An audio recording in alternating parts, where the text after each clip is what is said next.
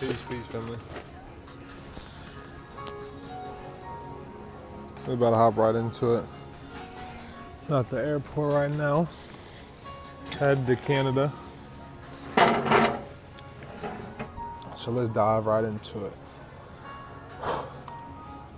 So those that have had, debt collectors, communicating with them, communication is through any medium.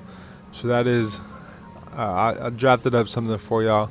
I'm going to read out to you guys when I do break down this code specifically within a whole U.S. code that pertains to what these debt collectors must abide by anytime they communicate with you. So I'm going to let you guys know how to handle them accordingly if they are reaching out to you, and how to put them in their place, above all else. So alone with this, code that I'm about to show you guys can get any account removed. I'm going to hop right into this recording. I want everybody to go back, replay this. I want everybody to be able to like this video. If you know anybody that's been violated by any debt collectors, they've came and they've seized any property, they've threatened to seize any wages, or they're just continuously calling people, harassing them. I'm going to let you know, how to handle them. But I'm going to let you guys know a sub-chapter in which you guys can study to get $500 per violation of them continuously calling you them after you've gone through and done what I'm about to go through in this video. So if you guys are watching the replay, make sure you guys like this. Make sure you guys comment. Make sure you guys share this once again with somebody that could benefit from this information. So let's get right into it because plane is boarding, so we got to go. I'm going to take you guys here to 15 U.S.C. 1692C. Within here, it talks about communication in connection with debt collection. So without the prior consent of the consumer given directly to the debt collector or the express permission of a court of a competent jurisdiction, a debt collector may not communicate with the consumer in connection with the collection of any debt. Check this one out right away. At any unusual time or place known or which should be known to be inconvenient to the consumer.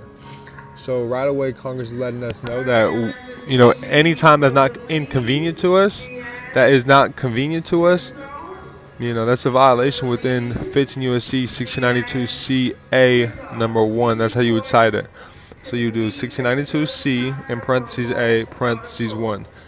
And then you would state exactly what it's saying. They reached out to me, during an inconvenient time, where I was working. I operate a business, and where this business needs my attention, and they're continuously calling me within meetings.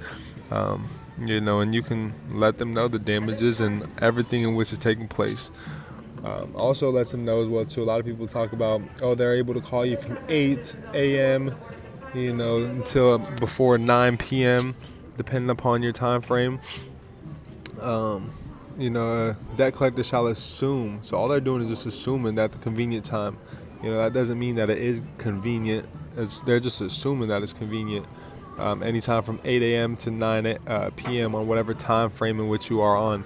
Oftentimes, if this debt collector is in another state, they may call you at their time zone, which is not within those time frames as well too, which is definitely inconvenient. Plus, they don't know individuals' sleeping hours. For instance, my pops, my pops has been a truck driver for the past 20 years, and he sleeps during the morning and throughout the day. If they're calling him throughout the morning and throughout the day, that's very inconvenient to him. So I know a lot of you guys may be truck drivers, may work night shifts, whatever it may be. So if they're calling you throughout the day, no matter whether it's from 8 to 9, it's a violation right there alone, in which I've showed you guys. Now I'm going to take you guys here to number 2. If they're represented by an attorney, at the place of the employment, so they can't reach out to your employment at all, or has reasons to know that the consumer's employer prohibits. So I really want to take you guys here. 1692C. So this is the most powerful one, I believe, because within here, this is ceasing all communication and all debt. Now I'm going to go ahead and draft up, let you guys know something I was able to draft up real quick. You guys could reword it, put it in, the AI from the AI video, and where I showed you how to use consumer law with, artificial intelligence. But right here, 15 USC 692 CC.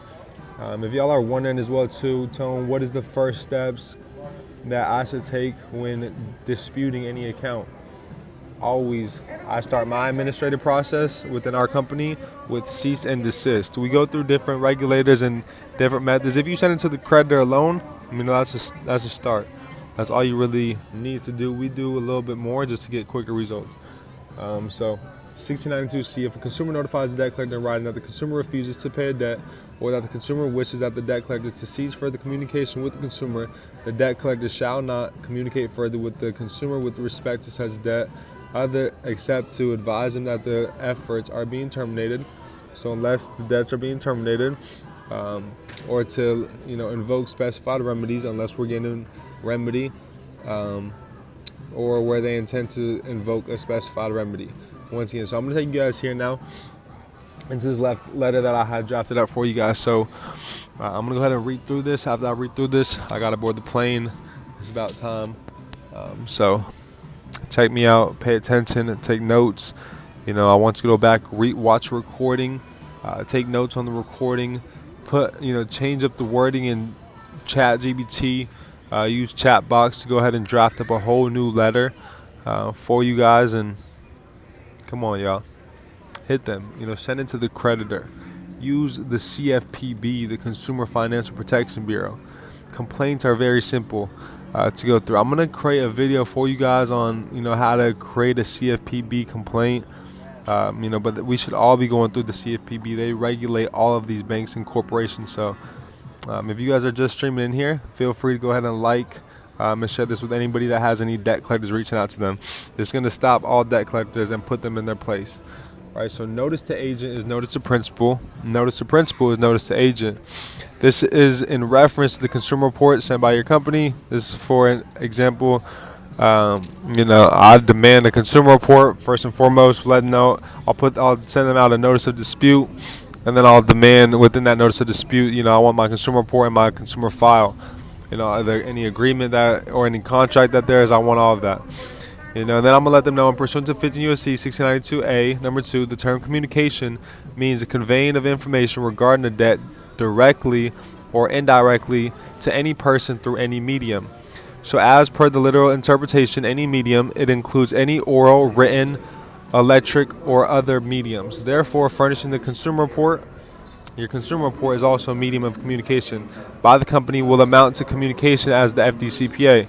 Pursuant to 15 USC 1692CC, I am hereby providing you formal notice to cease any further communications regarding this account immediately, and this includes but not limited to telephone calls, emails, social media, or consumer report agencies. Any further contact by your agent or company, except a communication confirming your acknowledgement of this letter, is in violation of the FDCPA. If you do not cease and desist, a lawsuit will commence against you. Thank you for your cooperation. Sincerely, first name, hyphen, middle name, full colon, last name, period. I like to put UCC 1-308. Go look up UCC 1-308. Don't just use it with no knowledge of what UCC 1-308 means. But if you guys don't know, it's reserving all of your guys' rights without prejudice. All rights reserved without prejudice. So that's what I wanted to cover today. I wanted to keep it real short and simple, under 10 minutes. You guys can come in here, go watch the replay, really break down and articulate each word that I was saying within the letter that I drafted up for you guys. Drafted up within a chat box. That's why I'm not showing it for you guys. I'm not here telling you guys anything, but letting you know I gave you guys a letter. Go draft it up in chat box. From there, family, I appreciate you guys. I value every single one of you guys. Let's continue to get this channel flowing. The more, like I said, y'all give back to me with the love, with the likes, with the comments, with the shares, I'm gonna give a lot more back to y'all. Promise y'all I'm gonna always over deliver. This code alone, this letter alone could get any account deleted. Any. I appreciate y'all. I value y'all. Credit Gotti though, he out, man. Follow me on Instagram if you don't already, and schedule that one-on-one call. Link in the bio. Let's get it, y'all. Peace and love. We out.